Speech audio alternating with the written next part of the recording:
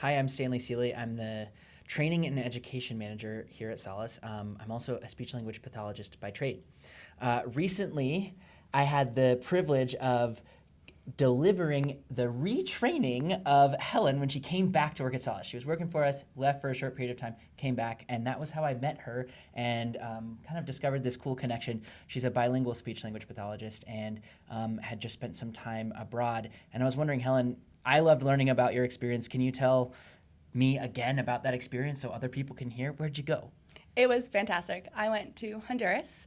I, working through Solace, had kind of gotten the bug to do some kind of travel therapy volunteership, mostly because if you've worked with some of the immigrant families here, you've had the experience of they've worked really hard to reach the resources we have in the States, and Solace does an amazing job providing those and supporting those. We have so many great departments to get other resources in, so many therapies. It's really incredible. However, there are obviously a lot of kids and families out there in the world who haven't been able to access and won't be able to access the resources we have in the States, in Colorado, the education we've received, stuff like that. I came upon an experience probably about 2 years ago now that was going to be a do therapy abroad experience. And they had some opportunities in English for more English-speaking countries, and they had some opportunities in Spanish for Spanish-speaking countries. And I ended up volunteering with a program called Nuestros Pequeños Hermanos. And can I pause you? Were those opportunities that you came across were for all disciplines? Yes. Oh, sorry. okay. Thanks for asking. OT, PT, speech, and they even have ABA. I ended up volunteering with NPH, which is a NGO, a non-government organization in about 9 different countries, in Central and South America. They started in Mexico, but I was at their Honduras location, and their main residential location in Honduras.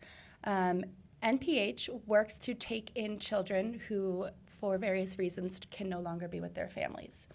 So this can be due to abuse, neglect, incarceration, separation from their families. Sometimes these are families that were immigrating through these countries, and the children got separated. And so NPH has legal Guardianship. Thank you. Guardianship of these children, and raises them. And this means a different thing for each country. But in Honduras, their main facility, called the Rancho, has about 200 kids. We have about 40 people with lifelong disabilities who will be on the ranch for the rest of their lives. And then we have 10 people who are elderly and who are living on the ranch for support. And so included on this ranch is a school, a clinic, a farm where we have cattle and pigs and horses and sheep. We provide about 60% of our own vegetables. We have a kitchen that cooks for 400 to 600 3 times a day. Wow. So we have 200 kids plus all of the employees who come to the ranch. We have internal transport and maintenance. It's really a self-sustained community. It's a whole village. It's a whole village. Okay. It is a whole village. NPH has really felt like some kind of sub-government organization to me because so often the governments in these countries aren't providing for those who need it the most. Yeah. And so what was your role in this context, in this village, as we'll call it? Yeah.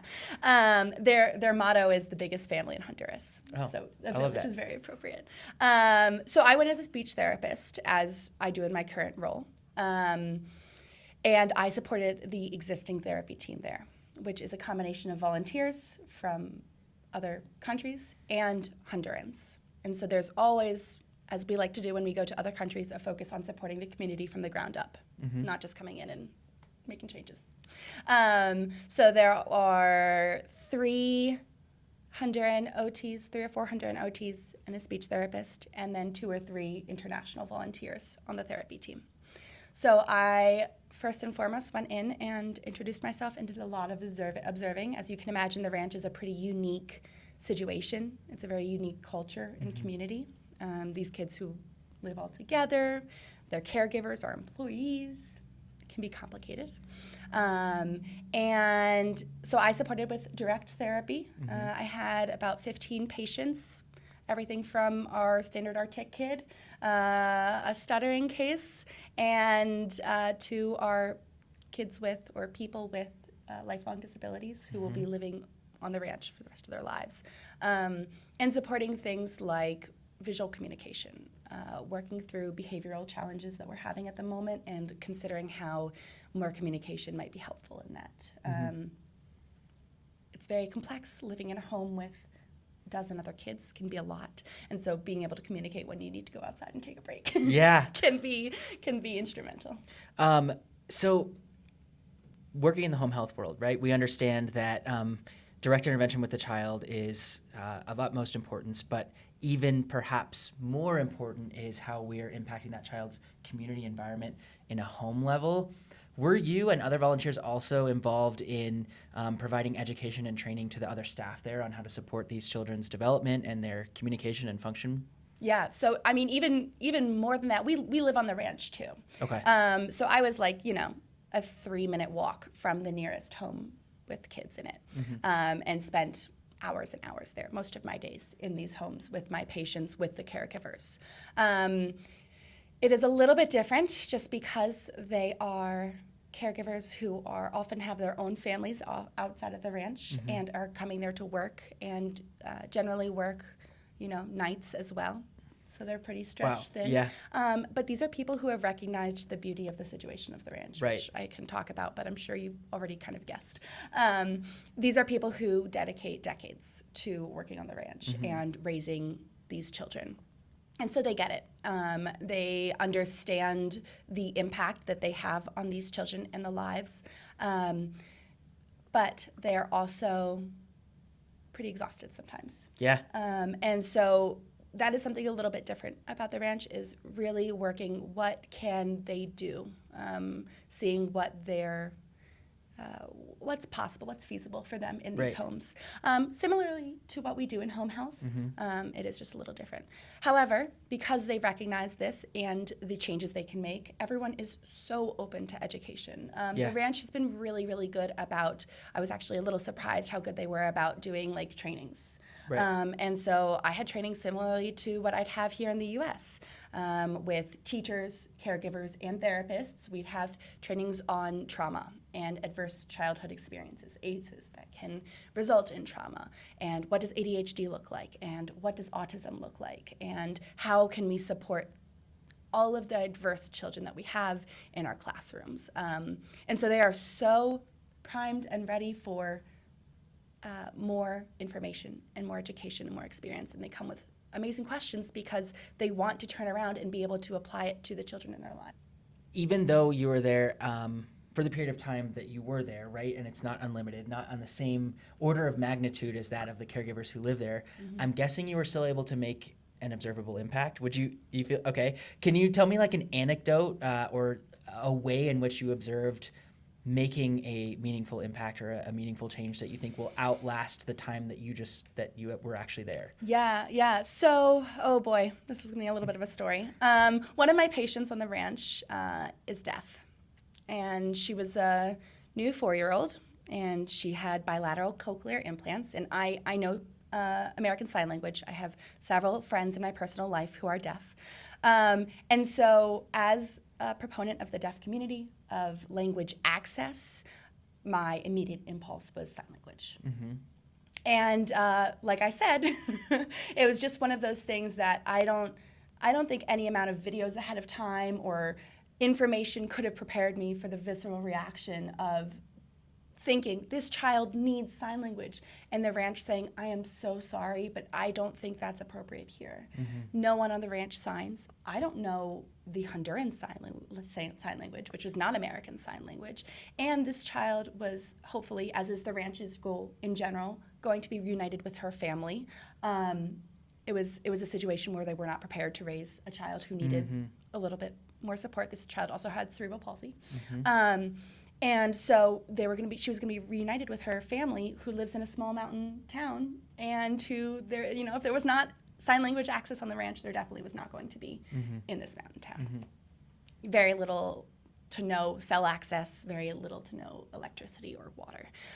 So we were really focusing on supporting her in the ways that are appropriate to her situation. Right. And that took a huge shift from me in my way of thinking. Yeah, how And challenging to your whole mindset as a therapist. I cried a must lot. have been shaken. Yeah. And yes, it was challenging. However, I was able to come back to the goal of supporting children in communication, and that is language access, which ideally in some situations would be sign, and in this situation it was not.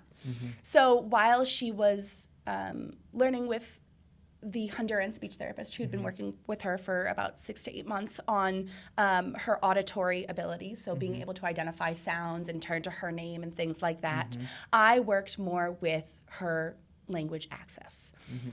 So that first started with making her a binder, just like a PECS binder, but not PECS, exactly. Right. Velcro stickers of all of the people in her life and all of the locations and all of her basic verbs. And I quickly was like, oh, that is nowhere near enough for this child who is so ready to learn language. Yeah. And so that moved on to me making sentence strips for her around her home that were also Velcroed. So, her name, and then goes to the bathroom, and that would be in the entrance to her room where her bathroom was, goes to bed, eats, and then something. And then also, I was fortunate enough to be able to work with Toby Dynavox and get some tablets with cases down there. And so her and a couple other kids received, with TD Snap, a couple of tablets. I am aware that that's probably not something that's been carried over much because they were focused so much on her verbal language down there. Right. But showing them, caregivers, other therapists, other kids, her capabilities when she had visuals, I think was a game changer for them. Just her being able to see a sentence and understand how the grammar relates and how we use words to communicate.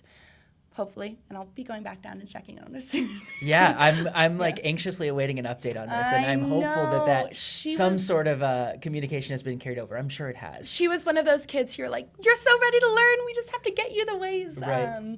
And so, yeah, it was really fantastic. But that's an example of something that's hard to do or probably impossible in 2 weeks. Yeah. And so, if you're going down for a shorter amount of time, it's going to be more caregiver education, more like workshops for people. Thank you so much for sharing your experience with us. Thanks, I don't know. I'm glad that you got to have that experience, and hopefully you might not be the only Solace person who gets to have an experience like this. I would love to be able to share this with everyone else too. All right. Thank you. Thanks, Stanley.